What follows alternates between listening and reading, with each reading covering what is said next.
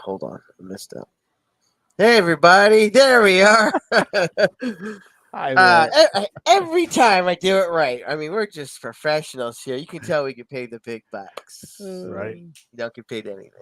We just got a raise, actually, didn't we?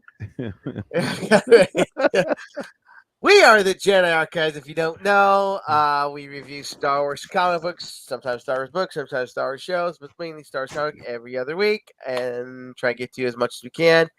If you're new to the show, introductions are in order. My name is John. I'm Bryce. And I'm Mike. And And today we're here with you with Star Wars: The High Republic, issue number 10, Jedi Lost and Found. And here on the League of Comic Geeks, we have the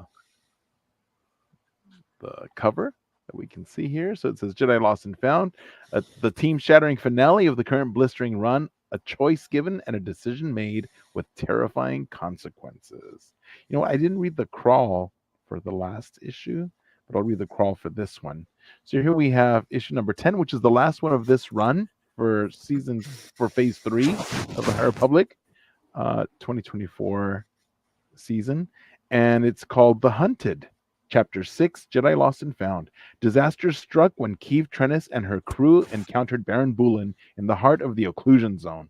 Tarek, one of the Kotabi Bond twins, was lost when Bulin's station went down, wrecked by explosives set by former Nihil Lorna D. But the biggest shock came when Keeve's master, Trouble Trandoshan, Jedi Skier, chose to leave with the Baron willingly. Not even D could stop Bulin from escaping, her stolen Jedi Vector crashing into the Baron's ship before Bulin could make the leap into hyperspace. But even as Keeve found herself mourning Lorna's loss, a homing signal was detected, and coming from the Baron's fleeing storm cruiser. Is this why Skier went with Bulin, so he could lead them to the Baron's lair? ... I mean, if you haven't watched our last issue, this is kind of what we're talking about. I thought it was a great issue. 2 deaths, major deaths, and a major betrayal, all in just a little comic book. It was a lot going on, and I was edging my seat, and I was like, oh my god, they're going for it. So it was a really good issue, and I couldn't wait to read this one. And this one really is like a double issue finale, because this is the same story just continued. So if you read 9 and 10 together, it's a very satisfying read. Yes. I mean, overall, this whole run of 10 issues is great, but these last 2 are excellent together. And here we have the first cover. This is the main cover. We see here Baron Bulin. That's Mike in the background with Skier on the table. Skier, yep. Yum. And this is a century before the Acolyte. Rest in peace. Canceled show. And I do like the colors here. The purple looks really good. And Skier's looking mighty buff. So here's the second cover. This is a great cover too. Yep, so here we have this variant. Oh, you have this one? It's nice. Yep. She's giving me. Oh yeah, it is definitely. But this one's giving me like Luke Skywalker vibes when he had the black. His little. See, I almost get like the way that she's standing on top of something. The way the cape's flowing, it's almost more Batman to me. Oh yeah, you know, with the way Jim Lee art, kind of. Over a city like that. They just need more of a profile view, and it'd be definitely Jim Lee style. But yeah, I definitely see that now that you said it. Jim Lee's good. The man. Yeah, it looks good. But also, look at her tunics are black, which is like maybe. Well, I think the light's coming from the bottom up. Yeah, I think it's the way that the even light if it's just the light, even if it's just the lighting black, though, yeah, it makes it look black, which is like foreshadowing her fall to the dark side, or when she leaves. You think we're gonna see that in this run, or you think that's gonna be? Well, this run's over. Not this run. I mean, in the next run, in phase 3. I don't think. I would imagine you have 3. to. I imagine when this relaunches in 2025, and we're under the trials of the Jedi, and then the new comic being having the fear of the Jedi. I would have to say that we're probably going to finalize a lot of these main characters in this next year. Well, that's what I'm saying. We've been following her for so long. From the very beginning. it's going to be a little rough, a little jolting for fans who really don't know everything, who don't know that she's a fallen Jedi or whatever they call it, fallen 10 or 25, whatever she's called.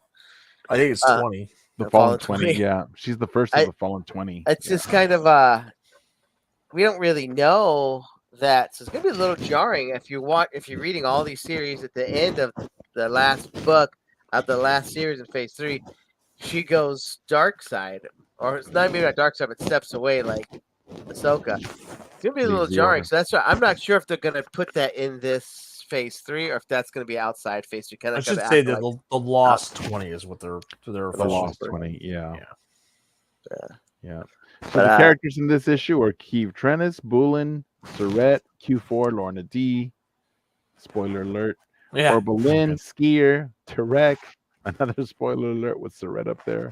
Tay Surrett, Chiff Chaff, and Scott. All right. So this one, absolutely picks up right where we're in hyperspace chasing them. Yeah, right. Yep, and we've got the homing beacon, which leads them to an asteroid field, and they're not able to get any kind of like heat signature readings, which was funny because that kind of reminded me something of Star Trek. With heat signatures. But then they go out, they leave the Lorna's droid behind to watch the ship, and then they hop in a shuttle. Q4, right? Q4. Yeah. And then they hop in the shuttle and kind of go around to find this abandoned. Well, they're gonna go, and then the little girl also starts following them, right? Yeah. I think no, the little girl is in the shuttle. They don't realize she's in the shuttle till they landed on the space station. Oh, that's right. And then she walks out of the shuttle, and then Tay puts her on his shoulders, and he tells him, "You take care of her," and he pops her. Yeah. So this going to this issue, it's a big ending, right? Because we've got to see what's happening in this. It's got to conclude this arc. So Keeve's team is a smaller team now, and they've got to go and take care of Baron Bulin. And then, of course, it comes down to an important choice, right? So Skier made this choice, and I think Keeve is really bothered by that he chose to go with Bulin instead of staying with her. So I think that was major for her, But remember, she's constantly saying he's the reason why there's a tracking beam. Yeah, it's him. That's what Keeve was saying. She's saying it's got to be him. Correct. Orbelin said, "Well, maybe." Put a little doubt in her head, but it was.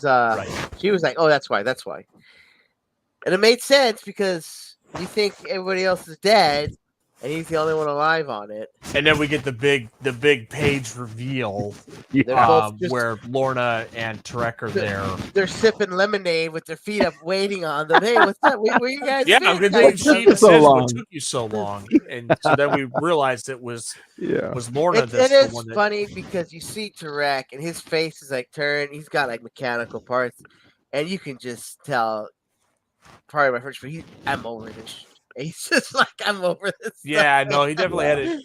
He's just like looking. I was like, oh god, can they beat me up enough? I'm over this, man. Yeah, that look. Like, well, I think it was the first time too that you really saw a distinct difference between the two in just like their overall face makeup.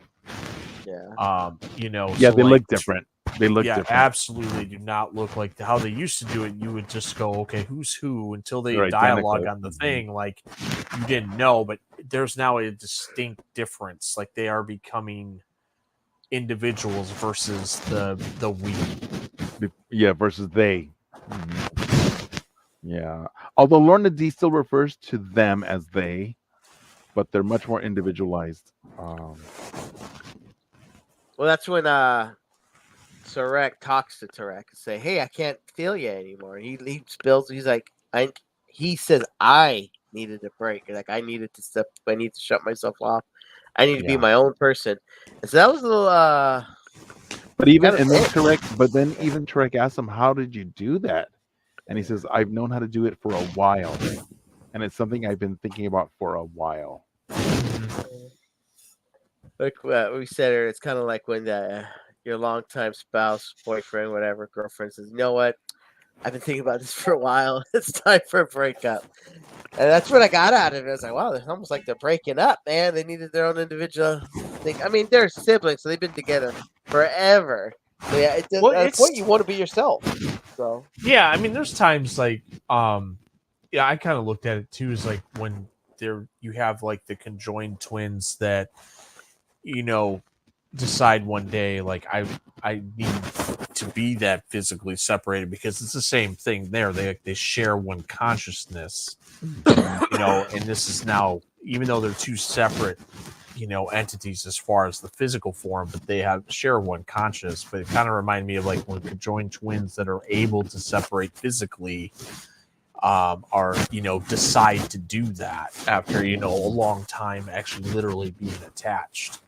So yeah, it kind of gave me that, like, that's a huge decision, right? It's really a life altering decision at that point. Yeah, and then we also get the reveal that it wasn't Skier who was using the homing beacon, but rather it was Lorna D, and she tells him, "I'm the one that put the beacon." again, Lorna Dean's being the hero. I think she's gonna be your hero at the end. You know what? She's stepping up a lot in Yeah. the High Republic. Yeah. So, and I think it goes back to her core self of who she is from the beginning. So, if you remember her, what is it, the Tempest Runner? Yes. Which gives you her whole backstory. You realize that she's, she comes from good stock, and so deep down inside, I think she's gonna get back to her true root self. Well, we kind of see that when the child shows up too during this whole thing that's going on with. Oh yeah, she runs over and gives her a hug. Oh yeah, right, exactly. Yeah.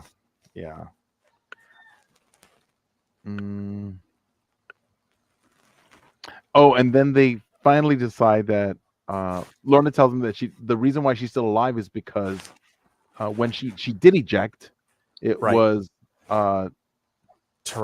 Tarek who pulled her into the ship. Which I didn't know you could eject in space. Well, but the thing is like she said, hey, she kind of planned this whole thing out. She goes, I needed someone on the inside, so when I ejected, I had a way into the ship. Yeah. Right. And then we have Keeve and Oberlin who go deeper into the lair because they're trying to find them, and soon they find what they were looking at. What they're looking for. Bullen and his Nameless are doing some kind of experiment on Skier, which is the cover of the magazine that we see here. This cover.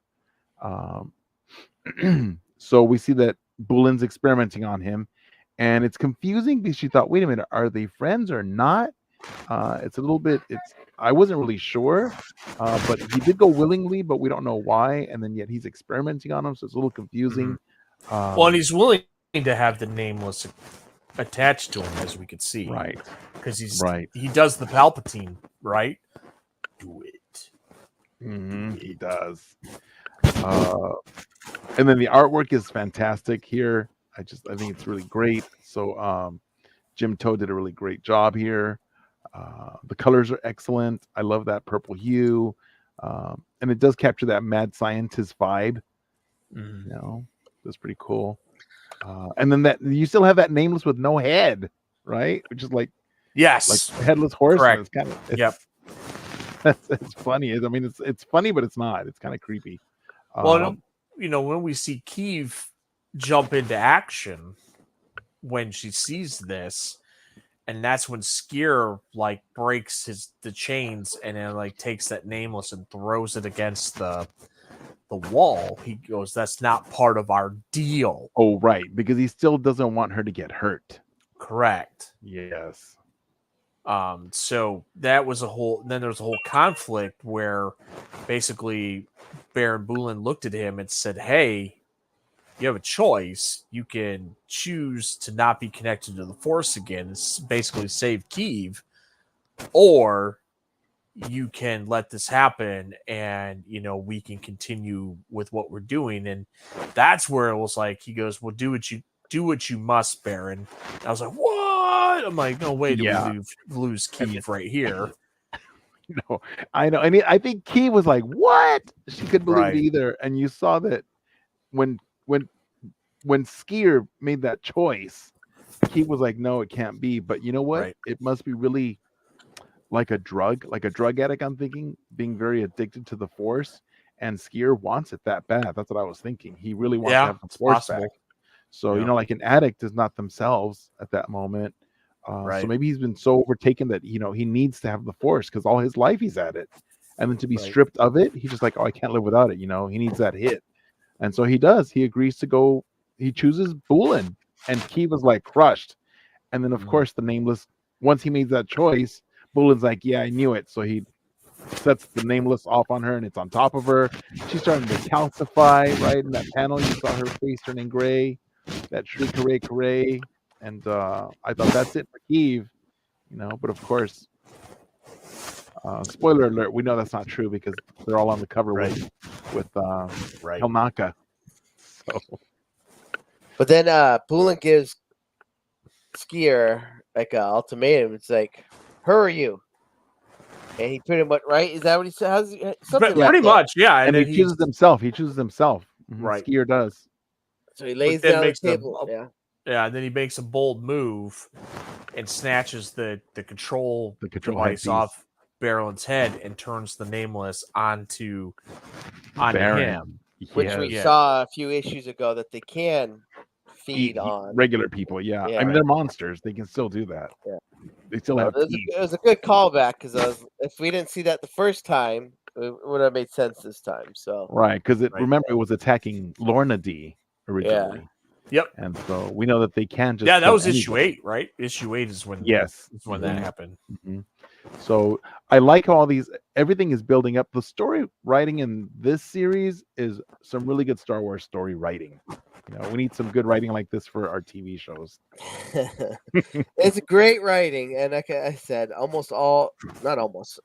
been anything, whether it's a book or a comic run, I've been really enjoyed anything the Harry Potter. Sometimes one issue might not do it, or part of a book might be a little harsh, but overall the full book, they've been really enjoyable. Yeah, and when he does call the Nameless onto Baron Bulin, Bulin's like, I don't have the Force, don't come towards me. And I was like, I found it really, I'm almost embarrassed to say it, but very satisfying to see how his pets have been turned against him. Right. And that was, well deserved. But then, and they didn't kill him. No, they didn't kill him. They didn't kill him because Skier sends them off, and then you see everybody standing, in the background with this just, beaten Baron Bulin at that point because he was physically beaten. He was attacked. But then you're they right. were like, Skier commands him to go to the farthest end of the ship, right? And then that's when they also said, he asked the question. It's like, well, Keeves like, we can go home. We can now finally go home. Right. And Skier's like, do you think they would accept us? And she's like, well, I think they would accept us after we bring them a prisoner of this, of this high importance. Baron Bulin, yeah. That's the end. Like, that's it. Mm-hmm. And with a couple of Nameless on the ship, they got some lot of high value intel. Yeah. Yep. Yeah. And then you got to be able to leave the OC. So the OZ, yeah. All right, what are your final thoughts? I really enjoyed the series, and I think the finale is fine. I liked it. I didn't like this issue quite as much as the previous one. I thought 9 was a lot better done, but I think that for an ending, I think he landed a good ending. It's a good ending for the 10-issue run. So I'm going to give it 4.5 holocrons. Yeah, and I like this. I like this one a lot, and the story continuation of it is going to be in Tempest Breaker. Mm-hmm. So if you want to learn, or if you're just a comic book person, cool, but then now you got to wait till February to get a continuation of this group of people. But Tempest Breaker, the audio drama that's going to be coming out here this fall, is going to pick up where this left off, so there will be a nice little gap filler before the comic resumes in February. Right, because doesn't the ending of this comic also say continued in. Let me see. Let me go to the end. It says the story is continued in Tempest Breaker. Oh yes, that's right. It explicitly states the story continues in Star Wars Tempest Breaker. Then in And audio 2025, dramas the are Republic great. returned. Yeah, They've done really such good. a great job. And then obviously, the script book, follows like a few months later, and that's actually going to be written by Kevin Scott, who's actually the one that has done. Kevin Scott's great. He did Tempest Runner, and he also did the Dooku Jedi Lost. Also excellent. Well. I don't remember who did the Battle of Jeddah, but I don't think it was him though. My final thoughts are almost really close to what Mike said. I enjoyed the run. I think the last issue is a little bit better. This issue is still good. I like the what Skier was trying to do. I feel like maybe could have been a little more grand in the way they told it, but I still feel like what he was trying to do, it seemed kind of almost like one panel. He's trying to get the Force by drawing it out of him, I guess. I don't know. They could have made that a little more grand, but I still enjoyed it pretty much. I'll give it a 4. But overall, the story, I really enjoyed the story. But this is a little odd that we had this whole story and we have to continue it in an audio drama. I thought that's a little marketing ploy to get you to buy the audio drama, which I'm not the biggest fan of. They could have finished here. Hey, but still you pretty know good. what? This isn't a secret. All you have to do is sign up for Audible for a free 1-month trial. You get a credit. You download the audio thing. You cancel the subscription, and you have the book for no charge. I've already done that. I've already done that several times. So I'm now I have to pay for Audible now. So yeah. Hey, and Bryce, the Battle of Jeddah was George Mann. That's what I thought. I thought that was George Mann. Thank you. Yeah, I just. Bryce, you give it a holocron rating? I don't know if I heard you. For me, I say 5. I really liked how the conclusion here. I like this issue better than 9, and 9 was obviously very good. But I do like how there's I guess the Star Wars Redemption arc with Skier, right? Because we just didn't know where he was going, what he was doing, where's his mind at, and at this whole time, it's kind of like how Keeve is like, I know there's still good in him, right? Like it's just the same kind of thing with Luke and Vader, right? Like Luke won't stop, kind of thing. Like I know there's still good in you. I'm not gonna turn to the dark side. You're not gonna hand me over to the Emperor, kind of thing. So, right. All right. So be sure you're following us on YouTube at Virtual Cantina Network, on Instagram at Virtual Cantina Network, on Twitter at Cantina Virtual, on Threads at Virtual.Cantina Network, on Hive at Virtual Cantina, and on TikTok at Virtual Cantina. And like the VCN Star Wars Celebration Japan 2025 Facebook page, that is our mothership. And shout out to our 2 partners, Star Wars Comic Book Club and Star Wars Book Nerds. Please like and subscribe, and most important, comment. We love your comments. We love talking with you guys. Please fuel our conversations, fuel our passion, and we really appreciate it. And apparently, we're showing off new treasures. Mike has teak, and Bryce had. Oh, nice. That was Mamwan Hadan. Is that one numbered? You still have the tag on it? Is the tag still on your teak? It's numbered. Is it numbered? Yeah. Oh, it is numbered. Mm-hmm. What is it of? 1989. Out of how many?